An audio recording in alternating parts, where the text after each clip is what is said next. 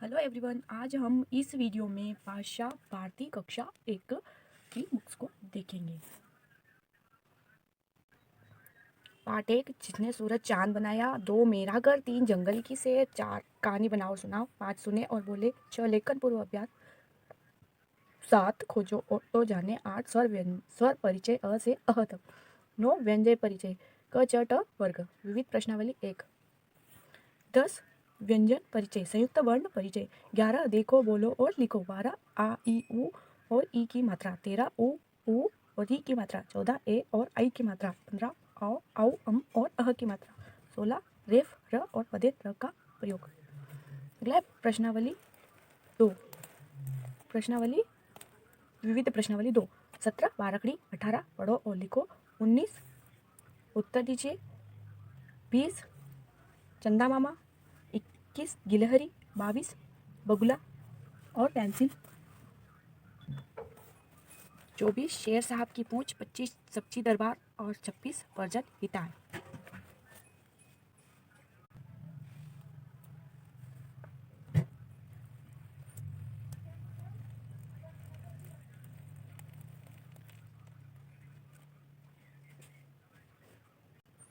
Part 1, जिसने सूरज चांद बनाया।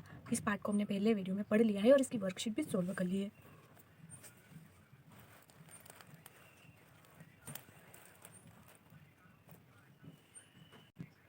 पार्ट 2, मेरा घर। इस पार्ट को भी हमने पहले वीडियो में पढ़ लिया है और पार्ट 3 को भी हमने इससे पहले वाले वीडियो में देख लिया है, तो हम वहाँ जाके इसको अच्छे से और देख सकते हैं।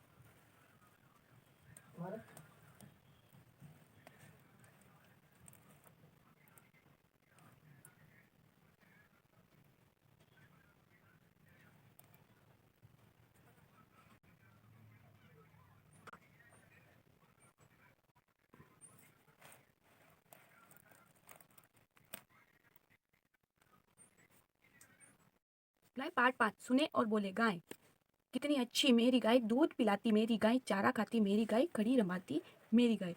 बच्चों, आपका जो पार्ट 5 में इसमें एक कविता दी हुई है और कविता के लेखक है, कवि है करुणा शंकर तिवारी, करुणेश। अगली कविता है नीड़। तिनके चुनकर लाती चिड़िया, अपना नीड़ बनाती चिड़िया। नीड़ होता है घोंसला, जो चिड़िया घोंसला बनाती है उसको नीड़ कहते हैं। चाहे मुन्ना हो या मुनिया, चाहे गुड्डा हो या गुड़िया, घर घर की गोरैया बनकर सबका मन बहलाती चिड़िया। गोरैया चिड़िया को ही कहते हैं और कवि हैं इसके गोपाल कृष्ण कोल। अगला है आपकी पोयम पार्ट 5 में। ये 2 पोयम हो गई, ये 3rd पोयम में। काम करो। कल पर कोई काम न टालो, जो करना है झट कर डालो, सच कहने में नहीं डरो, सोच समझकर काम करो। और इस पोयम के लेखक है जगदीश सरीन। अगली पोयम है, कविता है चीटी रानी चीटी रानी। चीटी रानी कितना खाती दाना पानी, बढ़ती सदा चली जाती है, चढ़ती सदा चली जाती है, ला ला कर यह दाना जमा कर रही खजाना। जब बरसात कभी आ जाती, बड़ी मेहनत का फल खाती, बैठी मेहनत का फल खाती, रटकर करना अपना काम, मिलता जीवन भर आराम। और इसके जो लेखक है कवि नरेश चंद्र सैनिक। अगली पोयम है, विनती सुन लो हे भगवान। विनती सुन लो हे भगवान, हम सब बालक हैं नादान, विद्या बुद्धि नहीं कुछ पास, हमें बना लो अपना दास। बुरे काम से हमें बचाना, खूब पढ़ाना खूब लिखाना, हमें सहारा देते रहना, खबर हमारी लेते रहना, तुमको शीश नवाते हम, विद्या विद्या पढ़ने आते हैं हम। और ये जो कविता है विनती सुन लो हे भगवान, इसके कवि हैं मनन द्विवेदी गाजीपुरी। अगली कविता है हमारी फूलों की रानी। तितली प्यारी सुनो कहानी, फूलों की हो सचमुच रानी, डाली डाली फुदक रही हो हंसती गाती तितली रानी। ये जो फूलों की रानी कविता है, इसके कवि हैं, इसके लेखक है कमल सिंह चौहान, बीएड किया हुआ है और जिला खंडवा के हैं। अगली जो आपका पार्ट 5 में पहले कविता दी गई हुई थी, अब कहानी है। तो इसमें कहानी है संत की उदारता। संत की उदारता। तो बच्चों आपको यहाँ पिक्चर दिख रही होगी कि एक आदमी खड़ा है और यहाँ पर एक संत खड़ा है, और संत के कंधे पर क्या है, एक बछड़ा है, और इस व्यक्ति के हाथ में क्या है, गाय है। तो इस कहानी में हम ये पढ़ेंगे कि ये जो व्यक्ति आपको दिख रहा है, ये इस गाय को चुरा के लाता है, और ये गाय किसकी होती है, इन संत की। और ये जो छोटा बछड़ा है, ये भी किसका होता है, इस गाय का। तो ये चोरी करके लाता है। फिर आगे क्या होता है, ये हम अब कहानी में देखेंगे। संत के पास गाय थी। संत के पास गाय थी। रात में एक व्यक्ति उनकी गाय खोलकर ले जा रहा था। आहट सुनकर संत की आंख खुल गई। वे गाय के छोटे बछड़े को कंधे पर रखकर उसके पीछे पीछे चले और चिल्लाकर बोले, भले आदमी, इस बछड़े को लेते जाओ, इसके बिना दूध कैसे निकालोगे, इसके बिना दूध कैसे निकालोगे। वह व्यक्ति संत की उदारता पे मुग्ध हो गया और उनकी गाय उनको वापिस कर गया। वही व्यक्ति बड़ा कहलाता है जो दूसरों की भलाई की बात सोचता है। तो स्टूडेंट, हमको क्या करना चाहिए, चोरी नहीं करनी चाहिए और दूसरों की मदद करनी चाहिए, और दूसरों के बारे में भी हमको पॉजिटिव थिंकिंग रखनी चाहिए, अच्छा सोचना चाहिए, क्योंकि वही व्यक्ति अपने जीवन में सफल होता है जो दूसरों के बारे में अच्छा सोचता है। अगली हमारी कहानी है उसी पार्ट 5 में, चिड़िया का बच्चा। एक घोंसले में एक चिड़िया का बच्चा अपनी माँ के साथ रहता था। एक दिन की बात है कि घोंसले में बैठे नन्हे से बच्चे ने उड़ने के लिए अपने पंख फड़फड़ाए, किंतु डर कर उड़ न सका और जहाँ का तहाँ चिपक कर बैठ गया।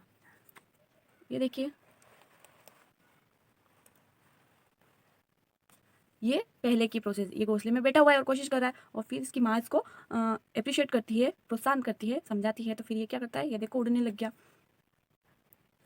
उसे डरा देखकर उसकी माँ ने कहा, डरोगे तो उड़ना कैसे सीखोगे। उसकी मम्मा ने क्या कहा कि अगर तुम डरोगे तो उड़ना कैसे सीखोगे, चलो फिर से कोशिश करो, मैं तुम्हारे साथ हूँ। यह कहते हुए माँ ने उसे घोंसले से बाहर कर दिया। थोड़ी देर में नन्हा पक्षी माँ के साथ साथ आकाश में उड़ान भर रहा था। तो बच्चों, हमको डरना नहीं चाहिए, और जो भी प्रॉब्लम हमारे सामने है या जो भी कार्य हम कर रहे हैं उसको निडरता के साथ उस कार्य को करें, तो हम उसमें क्या होंगे, ज़रूर सफल होंगे। चाहे वो हमारी एग्जाम हो या और कोई काम हो, तो हम अगर अभी से निरंतर प्रयास करेंगे तो हम एक दिन सफल ज़रूर होंगे।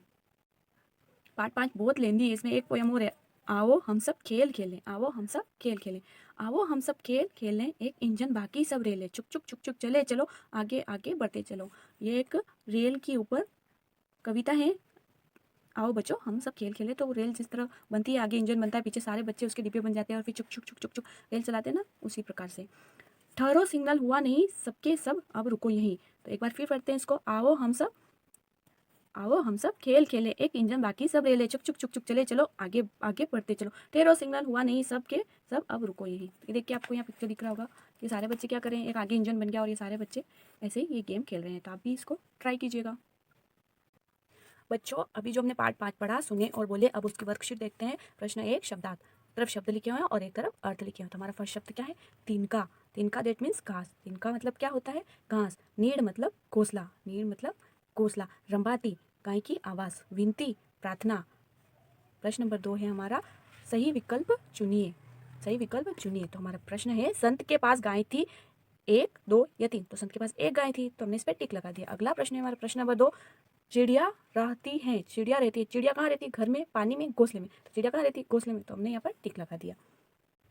अगला प्रश्न है प्रश्न नंबर 3, सत्य असत्य बताइए। तो पहला वाक्य है, चिड़िया का बच्चा अपनी माँ के साथ रहता था। सत्य। छुक छुक छुक छुक घड़ी चलती है। असत्य। गाय चारा खाती है। सत्य। तिनके चुनकर चिड़िया लाती है। सत्य। छुक छुक छुक छुक घड़ी नहीं चलती है। छुक छुक छुक छुक क्या चलती है, रेल। अगर यहाँ रेल होता तो ये क्या हो जाता है, ये भी सत्य हो जाता। और घड़ी कैसे चलती है, टिक टिक टिक टिक। तो यहाँ पर इसलिए ये गलत हो गया, तो हमने क्या लिखा है, असत्य। आप आपके हिसाब से आपकी वर्कशीट बना सकते हो। अगला है प्रश्न नंबर 4, पहला है, वह व्यक्ति बड़ा कहलाता है जो दूसरों की भलाई की बात सोचता है। तो यहाँ पर ब्लैंक का आपको छोड़ना है, और फिर यहाँ 2 ऑप्शन दिए हुए, भलाई या बुराई। तो आपको भलाई पे क्या करना है, टिक लगाना है, और यहाँ पर फील करना है। अगला वाक्य हमारा, चिड़िया का बच्चा अपनी, फिर ब्लैंक के साथ रहता था। तो माँ या बहन, तो वो माँ के साथ रहता था, इसलिए हमने यहाँ पर क्या फील किया, माँ। तो हमारा वाक्य क्या बन गया, चिड़िया का बच्चा अपनी माँ के साथ रहता था। अगला प्रश्न है प्रश्न नंबर 5, मिलान कीजिए। तो एक तरफ कविता दी हुई है और एक तरफ उनके कवि दिए हुए हैं, तो हमें कविता को कवि के साथ मैच करना है। तो कविता है हमारी, गाय काय के लेखक कौन थे? करुणा शंकर तिवारी या करुणेश। तो हमने इसका इसके साथ ही मैच कर दिया। अगला है नीड। नीड कविता किसने लिखी थी? तो वो लिखी थी गोपाल कृष्ण कोल ने। तो हमने इसको नीड को यहाँ मैच कर दिया। काम करो कविता के लेखक कौन थे? तो काम करो कविता के लेखक थे जगदीश सरीन। और चीटी रानी कविता के कवि कौन थे? नरेश चंद्र सैनिक। तो हमारी मिलान कीजिए प्रश्न कंप्लीट हो गया। अगला है प्रश्न नंबर 6। निम्नलिखित प्रश्नों के उत्तर दीजिए। किसने कहा डरोगे तो उड़ना कैसे सीखोगे? किसने कहा था? तो माँ ने कहा था डरोगे तो उड़ना कैसे सीखोगे। प्रश्न नंबर 2 है भगवान से विनती कौन कर रहे थे? तो भगवान से बालक विनती कर रहे थे। तो हमारा उत्तर आएगा बालक भगवान से विनती कर रहे थे। तो हमारा जो पार्ट 5 भी था वो भी कंप्लीट हो गया है। और ये वर्कशीट मैंने बनाई थी। आप आपके अकॉर्डिंग इसमें जैसे भी आप वर्कशीट बनाना चाहे वो बना सकते हैं। पार्ट 6 है लेखन पूर्व अभ्यास। लेखन पूर्व अभ्यास। तो बच्चों आपको यहाँ पर करना है कि ये जो समझिए हमको लिखने से पहले एक ऐसी अंडरलाइन करनी पड़ती है ऊपर, जिसको हिंदी में शिरोरेखा कहते हैं। तो आपको अंडरलाइन करनी है और इसके नीचे क्या लिखना है? वर्ड लिखना है। तो आपको इसे अंडरलाइन करने की आपको प्रैक्टिस करनी है ताकि आपका वर्ड क्या हो ना तो लाइन के ऊपर जाए ना लाइन के नीचे आए। जब लिखते वक्त तो बच्चे कर देते हैं ना कि वर्ड इधर लाइन यहाँ आ रही है कहीं ऊपर जा रही है से। तो आप इसकी प्रैक्टिस कीजिए और यहाँ पर वर्ड भी लिखिए और ये लाइन खींचने की भी आप प्रैक्टिस कीजिए। ठीक है, नीचे भी आपको समझिए और बनाइए। तो यहाँ पर भी आपको ये लाइन की आपको ड्रॉ करनी है और आपको यहाँ पर वर्ड देना है। और यहाँ नीचे लिखा गया है शिक्षण संकेत शिक्षक दी गई आकृतियों को पुस्तक एवं स्लेट पर बनवाने का अभ्यास करें। तो आपको क्या करना है? आपको डेली और आपको लिखते वक्त जो भी आप लिख रहे हो तो इससे पहले वाले पार्ट की वर्कशीट तो आपको ये ध्यान रखना है कि हमको पहले से सही से लाइन खींचनी है और फिर इसके नीचे कोई वर्ड आपको लिखना है।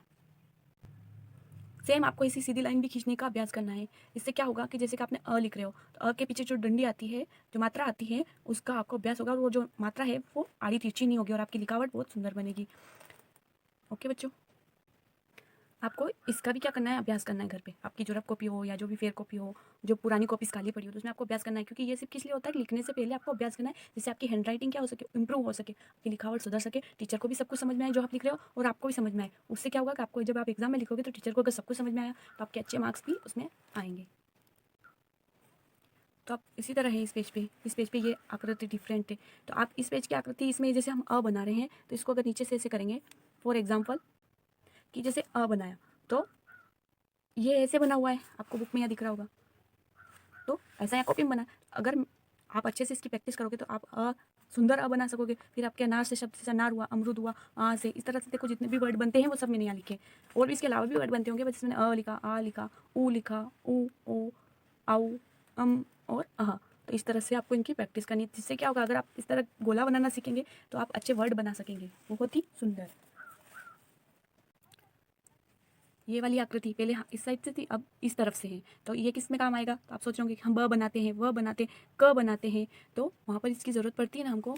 ये उसी प्रकार ई भी बनाते हैं तो वो ऐसे घूम के ऐसे आता है। तो हमें इसकी प्रैक्टिस करनी है जिससे क्या होगा हमारा लिखावटी सुधारने के लिए सारे आपके पार्ट बनाए गए हों। और अभी आप छोटी क्लास में हो तो आपको यही सब करना है। ये आपको वो न बनाते हैं उसमें ये आपको ऐसे गोल बनाना है। आई होप आपको समझ में। तो यहाँ आपका पार्ट 6 समाप्त हो गया है और आप इसकी प्रैक्टिस करते रहना क्योंकि अभी आपके पास बहुत ज़्यादा वक्त है जिससे क्या होगा आप आपकी लिखावट सुधार सकते हो। पार्ट 7 है खोजो तो जाने। बच्चों यहाँ पर आपको पजल दी हुई है, पहेली दी गई हुई है, आपको इसमें खोजना है आपको कौन कौन से जानवर आपको यहाँ पर दिख रहे हैं। इसको मैं थोड़ा जूम कर देती हूँ।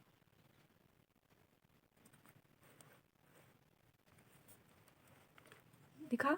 देखो यहाँ पर आपको शेर दिख रहा होगा, ये शेर की आंखें, शेर की पूंछ, शेर के पैर दिख रहा है आपको। तो ये आपको खोजो तो जाने इस पजल में ढूंढना था। यहाँ पर आपको हिरण दिख रहा होगा, यहाँ पर आपको गाय दिख रही होगी, ये देखो प्यारा सा खरगोश भी आपको दिख रहा होगा। यहाँ पर बकरी दिख रही है आपको, थोड़ा और ऊपर कर दीजिए। ये देखो बकरी, ये देखो घोड़ा दिख गए आपको। तो हमने कितने एनिमल देख लिए? गाय, हिरण, खरगोश, शेर, घोड़ा और बकरी। आपको और कोई जानवर दिख रहे हैं तो आप देखिए इसको अच्छे से। जो हमारा पाठ का नाम ही यही है, खोजे तो जाने। अभी यहाँ पर अगले पेज पे यहाँ पर कुछ एनिमल्स दिए हुए हैं, गाय, खरगोश, गिलहरी, हिरण, घोड़ा, कुत्ता, शेर, बकरी, हाथी। तो आपको क्या करना है जो भी पार्ट में ढूंढे आपने उन एनिमल्स के बारे में, जो भी आपने एनिमल्स उसमें देखे उस पर गोला लगाना है। तो आप कर लोगे अभी ये। ओके, हमारा जो अगला लेसन था पार्ट 7 वो भी फिनिश हो गया है। अगला पार्ट 8 है स्वर परिचय। पार्ट 8 कौन सा है हमारा? स्वर परिचय। क्या होता है स्वर? बताइए जल्दी से। स्वर की अगर परिभाषा लिखना चाहे तो जिन वर्णों का उच्चारण किसी अन्य ध्वनि की सहायता के बिना हो सकता है, जिन वर्णों का उच्चारण किसी अन्य ध्वनि के सहायता के बिना हो सकता है तो वे स्वर कहलाते हैं। हिंदी में इनकी संख्या 11 होती है। कितनी होती है? 11। और अम और अह को भी मिला दें तो टोटल 13 होते हैं। तो हम यहाँ पर सारे स्वरों को देखेंगे। तो इसमें हमको क्या होता है कि एक और स्वर की सहायता या एक और ध्वनि की सहायता नहीं पड़ती। जैसे मैंने कोई व्यंजन बोला क, तो मुझे उसमें क का भी साउंड हो रहा है और क के बाद अ का भी साउंड हो रहा है ना। पर हम बोल रहे हैं तो सिर्फ एक ही साउंड हो रहा है ना, एक ही ध्वनि हो रही है ना, दूसरी ध्वनि की हमको सहायता नहीं, जरूरत नहीं पड़ रही है। तो हमें अगर एक ही ध्वनि हो और अन्य ध्वनि की हमें जरूरत ना पड़े तो वो क्या कहलाते हैं, स्वर कहलाते हैं। इसमें होता है अ आ अ आ। अगर हम बोल रहे हैं या कोई छोटा वर्ण है जैसे ऊ, छोटा ऊ, बड़ा ऊ, तो हमें उसमें क्या करना है कि जो जिसमें एक समय सॉरी जिसमें 1 सेकंड का टाइम लगे वो छोटा और जिसमें 2 सेकंड का टाइम लगे वो बड़ा। अब ये कैसे पता चलेगा, तो हमें प्रैक्टिस ही यही करनी है कि हमारा जो छोटा वर्ड हो उसको हमने 1 सेकंड में बोलना है और जो बड़ा शब्द है उसको हमको मतलब 2 सेकंड में बोलना है। जैसे आ ई ऊ इस प्रकार से। तो वो जो बड़ा ऊ है उस पर हमको थोड़ा जोर लगा के बोलना है। तो हम स्टार्ट करते हैं और हम एक एक स्वर को देखते हैं। तो आपके सबसे पहले दिया हुआ है अ, बोलिए इसको अ अ अ। अब इस की ऐसे प्रैक्टिस कीजिएगा। नीचे इसके अ से बने हुए कुछ शब्द हैं, जैसे यहाँ पर ब्लैंक दिया हुआ और ये पिक्चर दी हुई है। तो अपन यहाँ पर अ लिखेंगे तो क्या बनेगा, अनार। यहाँ लिखेंगे तो अमरूद। अ लिखेंगे तो अजगर। अ लिखेंगे तो अदरक। और कुछ अ से बने हुए शब्द हैं, अज, अमर, अमन, अनार, अकबर, अचल, अजगर, अरहर, अचानक। अगला हमारा स्वर है आ अ आ हमारा हो गया बचा आ। यहाँ आम की पिक्चर भी बनी हुई है और यहाँ आम आ लिखा हुआ भी है। तो हमें आ इस तरह बोलना है और फिर यहाँ पर लिखना भी आपको है आ। हमने 2 स्वर कर लिए अ और आ। अब यहाँ पे इसकी कुछ वर्कशीट भी दी हुई है। यहाँ अगर आ लिखेंगे तो क्या बन जाएगा, आग, आम, आज, आसन। यहाँ पर आरी बनी हुई है तो यहाँ आ लिखेंगे तो क्या बन जाएगा, आरी, आग, आलू, आरी। यहाँ पर आ लिखेंगे तो क्या बनेगा, आलू। यहाँ आ लिखेंगे तो क्या बनेगा, आठ, आठ, आला और आकाश। तो हमारा अ और आ 2 स्वर कंप्लीट हो गए हैं। आपको इसकी प्रैक्टिस करनी है। ये अगला स्वर है ई। तो आपको ऐसे सारे शब्द यहाँ पर ई फिल करोगे तो इमरती, इमारत, इंद्रधनुष और इलायची।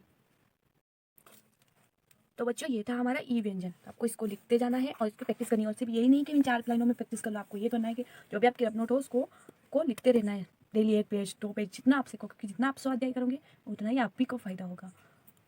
फिर आप नीचे देख सकते हो शब्द, यहाँ ई लिखोगे तो बनेगा इमरती, यहाँ ई लिखोगे तो इमारत, ई लिखोगे तो इंद्रधनुष, ई लिखोगे तो इलायची। फिर इस ई को मैच करना है, एक यहाँ पर है, एक यहाँ पर है। तो ये हमारा ई वाला स्वर भी कंप्लीट हो गया। अगला हमारा स्वर है ई, बड़ी ई। तो आपको वही सब करना है, इसमें ई लिख लिख के प्रैक्टिस करनी है। यहाँ ई के शब्द देख लेते हैं। यहाँ ई लिखेंगे तो क्या बनेगा, ईंट, और यहाँ ईख, और यहाँ पर फिर ई से मैच करना है। तो कहाँ दिख रही है आपको, ई, फिर एक और ई, फिर ई। तो यहाँ पर आप मैच कर लोगे। अगला स्वर है ऊ। तो आपको सेम सभी में यही करना है। स्वर और व्यंजन के आपके पार्ट इसी प्रकार दिए हुए हैं। यहाँ पर उपहार, ऊ लिखोगे तो उपवन, उड़ना और उस तरह पिक्चर दी हुई है और उनके नाम आपको यहाँ पर लिखना है। और यहाँ ऊ लिख के और प्रैक्टिस करनी है। और आप अलग अलग शब्द लिखो तो भी बहुत अच्छी बात है। अगला स्वर है ऊ, बड़ा ऊ। ये शब्द दिए हुए हैं, उत, बिला, ऊन और ऊंट। पिक्चर दी हुई है और हम यहाँ पर ऊ लिखते जाएंगे और यहीं पर ऊ आपको लिखना है। नेक्स्ट है हमारा ऋषि। बच्चों यहाँ पर ऋषि, अगला जो आपका स्वर है वो है ऋषि। कौन सा है, ऋषि। ये छोटा ऋषि है, मतलब हम पढ़ रहे हैं ना अनाराम, फिर ई, बड़ी। तो यहाँ पर ऋषि जो है वो छोटा है और बड़ा ऋषि तो हमने जो हमारी हिंदी है वो हमने कौन सी भाषा से ली है, संस्कृत। तो बड़ा जो ऋषि है वो संस्कृत में होता है, बड़ा ऋषि छोटा ऋषि दोनों। और हमारे हिंदी में कौन सा ऋषि होता है, ओनली छोटा ऋषि। तो यहाँ पर ऋषि छोटा इस तरह से लिखते हैं। और इसके वर्ण है, देखिए यहाँ तो ये ऋग्वेद, यहाँ ये लिखेंगे ऋषि, तो इसको हम उच्चारित करते हैं री। तो यहाँ री लिखेंगे तो ये बनेगा ऋग्वेद, ऋतु, ऋषि। और यहाँ पर क्या करना है, री वर्ण को देखकर घड़े के अंदर समान वर्ण पर गोला लगाइए। तो ये री आपको दिख रहा है, यहाँ पर गोले लगाने।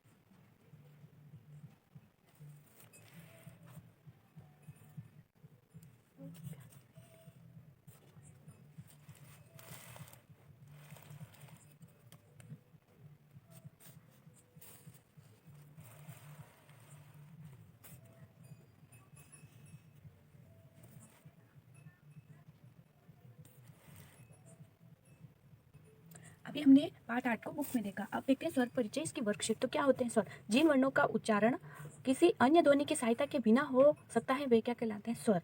इसकी एक डेफिनेशन और हम लिख सकते हैं, एक परिभाषा, कि वे वर्ण जो स्वतंत्र उच्चारित होते हैं उन्हें स्वर कहते हैं। मतलब उनको और किसी वर्ण की सहायता नहीं होती है तो उन्हें हम क्या कहते हैं? स्वर। इनकी संख्या होती है 11। कितनी होती है? 11। 2 वर्ण अयोगवाह होते हैं। इस प्रकार इनकी स्वरों की संख्या कितनी होती है? 13। देख लेते 11 कौन से हैं और अयोगवाह कौन से हैं। स्वर अ, आ, ई, उ, री, ए, आई, ओ, औ। इस प्रकार ये 11 क्या हो गए? स्वर हो गए। और ये 2 अयोगवाह हुए, अम और अ। तो इस प्रकार ये 13 है और ऐसे कितने हैं? 11। और ये पूरे यहाँ पर 13 ही दिए हुए। तो अब ये इसकी वर्कशीट है, वो उसी बुक से बनाई हुई है, तो आप उसको देख लीजिए।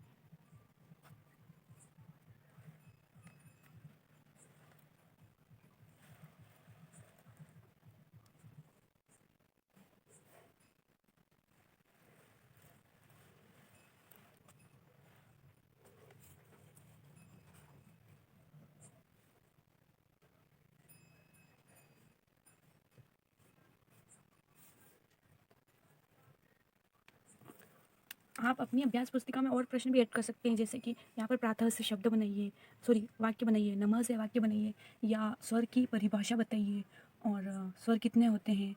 इस प्रकार से आप क्वेश्चन को चेंज भी कर सकते हैं। अब भी हमने स्वर देखे, आप देखेंगे व्यंजन। व्यंजन कितने होते हैं? तो व्यंजन होते हैं 33 और स्वर कितने होते हैं? 11 उच्चारण की दृष्टि से।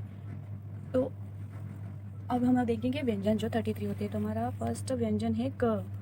इसकी सिंपल सी डेफिनेशन है कि जैसे हमने स्वर में पढ़ा था कि वे वर्ण जिनको उच्चारण के लिए हमें किसी और शब्द की जरूरत ना पड़े, किसी अन्य वर्ण की जरूरत ना पड़े, तो वो हमारे क्या होते हैं? स्वर। और क के लिए हमें किसी स्वर की या व्यंजन की जरूरत हमें पड़ती है। जैसे मैंने क बोला तो क के साथ अ की भी ध्वनि आ रही है। इसमें क क्या होता है? आधा होता है और फिर इसमें अ मिलकर एक शब्द वर्ण बनता है, वो होता है क।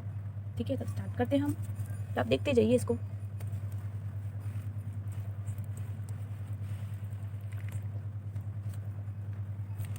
क से बनेगा कबूतर, कप, कलम, कलश। फिर आपको इसे क फाइंड करके इसे गोला बनाना है। ठीक है, तो आप देख लीजिए इसको।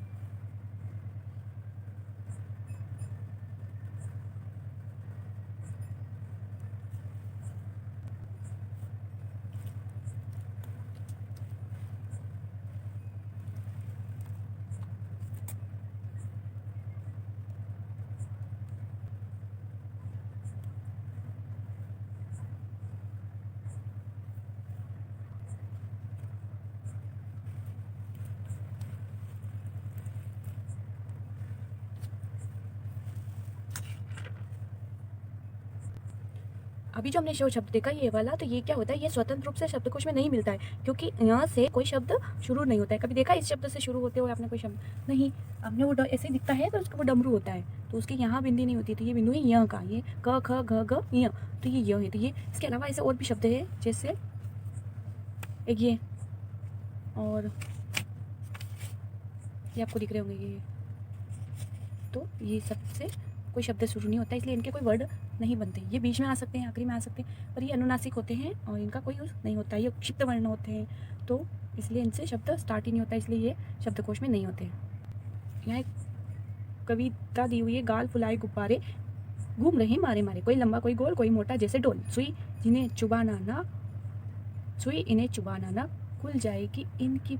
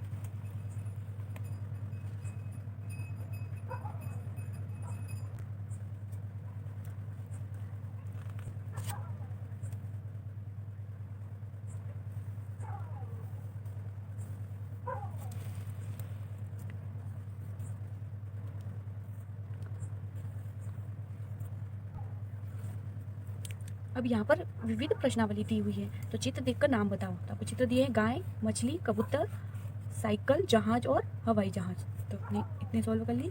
नीचे आते हैं और क्या प्रश्न है। प्रश्न नंबर 2 है किन्हीं 5 फूलों के नाम बताओ।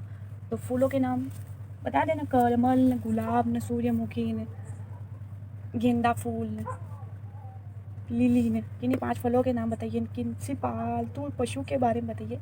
तो गाय, कुत्ता, कोई भी पालतू जानवर आपको बता देना, या इससे पहले हमने जो वीडियो देखा उसकी वर्कशीट में भी आपको एनिमल्स के बारे में जानकारी मिल जाएगी।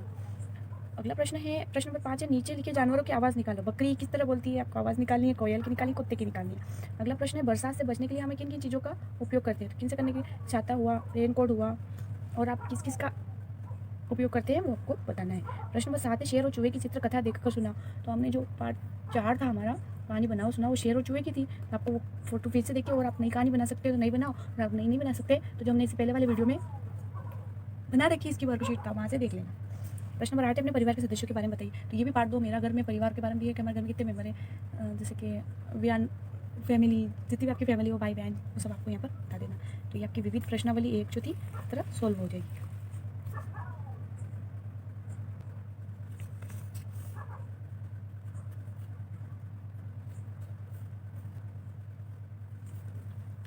यहाँ पर क्या करना है, चित्र देखिए पहचान और वर्ण लिखो। तो अ से अनार, अजगर, तो इस तरह अ आएगा। यहाँ पर आप डाकिया लिख सकते हो, डमरू का भी लिख सकते हो, और अलमारी, फिर कलम, कबूतर, कलम,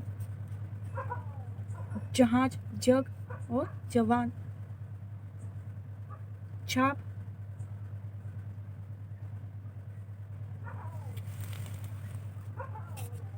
से उल्लू, उपहार। तो इस तरह आपको यहाँ पर लिखना है।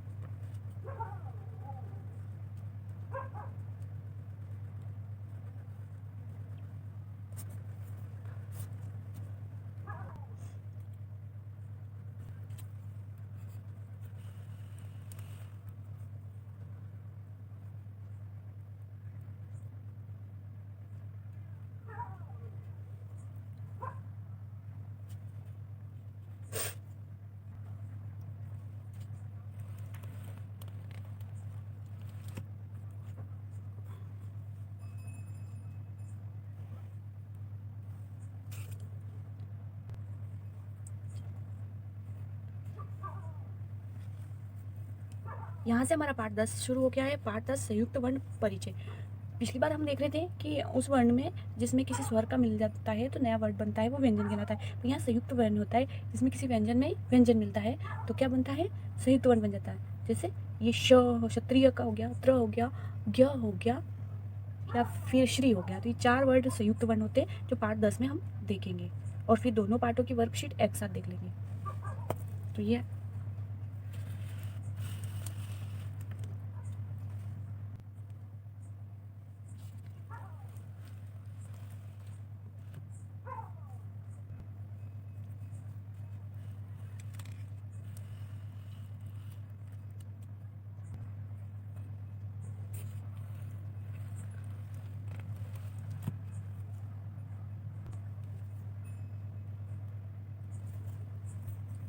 इन्हें हम उपक्षिप्त वर्ण भी कहते हैं और संयुक्त वर्ण भी कह सकते हैं, पर नॉर्मली हम उपक्षिप्त वर्ण इनको कहते हैं। 4 संयुक्त वर्ण होते हैं, 2 उपक्षिप्त वर्ण होते हैं, तो इनको भी इस बुक में संयुक्त वर्ण में रखा गया है। तो इनको भी हम देख लेते हैं।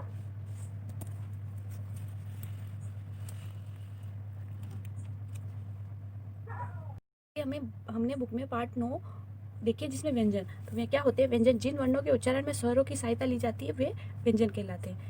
जिससे हमने पहले बात करी थी क में अ मिला तो क्या बन गया, क वर्ग बन गया। ये सारे वर्ण अगर ये आधे होते हैं, इनमें अ मिलता है तो ये पूरा वर्ण बन जाता है। जैसे क ख ग ग, और इनकी संख्या होती है 33। तो यहाँ हमने डिवाइड किए हैं इनको 5 पार्ट में। क वर्ग में आते क ख ग घ य, च वर्ग च छ ज झ य, ट वर्ग ट ठ ड ढ ण, त वर्ग त थ द ध न, प वर्ग प फ ब भ म। इस तरह ये टोटल हो रहा है 25। हमें कितने चाहिए, 33। तो ये कितने हो गए, 25। अब 25 में होते हैं 4 वर्ण अंतस्थ। अंतस्थ व्यंजन जो होते हैं य र ल व। अंतस्थ व्यंजन कौन से होते हैं, य र ल व, ये होते हैं 4। और उष्ण व्यंजन होते हैं श स और ह, ये 4 होते हैं। तो 25 और 4 29 और 4 33। तो ये हो गए हमारे शुद्ध व्यंजन। अब हमने पाठ में संयुक्त व्यंजन भी देखे थे। तो संयुक्त व्यंजन होते हैं 4, क्षत्रिय, त्र, ज्ञ और श्री। और 2 क्षिप्त या द्विगुण व्यंजन भी देखे थे जिसमें था ड़ और ढ, ड़ और ढ, ये दोनों। तो इनको भी हम मिलाएं तो 33 के बाद 34, 35, 36, 37, 38 और 39 हो जाते हैं। और हमने स्वर कितने देखे थे, 11 भी देखे थे और 2 अयोग भाग मिलाकर 13 भी देखे थे। तो इस तरह से आपसे तब बहुत इंटेलिजेंट हो जाओगे क्योंकि आपको कितने साल सब कुछ पता है कि 25 इस प्रकार होते हैं, 4 अंतस्थ होते हैं, 4 उष्म होते हैं, 4 संयुक्त होते हैं और 2 उपक्षिप्त या द्विगुण व्यंजन होते हैं। इस प्रकार इस वीडियो में जो हमने 10 पार्ट देख लिए हैं, जिसमें ये देख लिया जिसने सूरज चांद बनाया से व्यंजन परिचय संयुक्त वर्ण परिचय यहाँ तक देख लिया है। तो 10 हो गए और टोटल इसमें 26 पार्ट है। तो मैं कोशिश करूँगी कि 11 पार्ट से 26 पार्ट तक टोटल 16 अध्याय एक ही वीडियो में कंप्लीट करूँ। तो ये 2 पार्ट में पूरी बुक्स कंप्लीट हो जाएगी जो आपकी है भाषा भारती कक्षा 1। तो तब तक के लिए थैंक यू सो मच।